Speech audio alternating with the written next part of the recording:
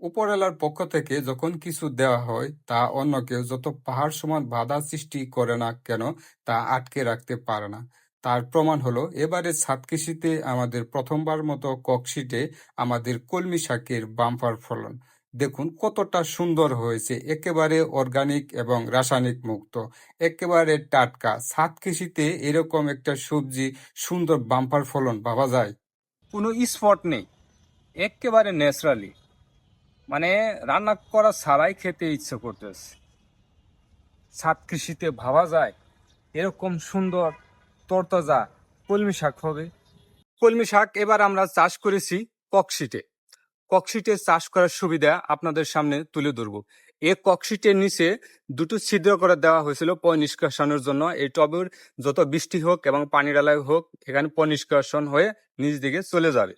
আর দ্বিতীয়ত, আমরা যেহেতু রুফটপ গার্ডেনে চাষ করতেছি এবং টবের তুলনায় এই ককশিট ওজন একেবারে হালকা, সেই তুলনায় একটা ভারসাম্য রক্ষার্থে আমরা ককশিটের চাষ করেছি। সেহেতু আরেকটি আপনাদের সামনে বলি, এই ককশিট অন্য জায়গায় ট্রান্সপ্লান্ট করার সুবিধা আছে যেহেতু এটি পাতলা। তারপরেও দেখুন আমাদের প্রথম ককশিটে চাষ করেছি কলমি শাক এবং ফলনটা দেখুন একেবারে ন্যাচারালি এবং অর্গানিক ভাবে। মনে হচ্ছে আমরা গ্রামের কোনো জমিতে অথবা আইলের দ্বারে এরকম আছি এবং কলমি শাক দেখে মনে হচ্ছে, কিন্তু এটি বাস্তবে হলো আমরা রুফটপ গার্ডেনে চাষ করেছি। আপনাদের মনে প্রশ্ন থাকতে পারে, টবে এরকম কলমি শাক হয় কিভাবে? হ্যাঁ, এবং কিভাবে রোপণ করলে এরকম বাম্পার কলমি শাক হয়? আমরা এই টবে নিয়েছিলাম শুধু জৈব মাটি, এবং আমরা কিছু মাটি পচিয়ে এবং আর কিছু গোবর মিশ্রণ করে কিছুদিন রেখে তারপর আমরা এই টবে মাটি প্রয়োগ করে তারপর আমরা কলমি শাক রোপণ করেছি।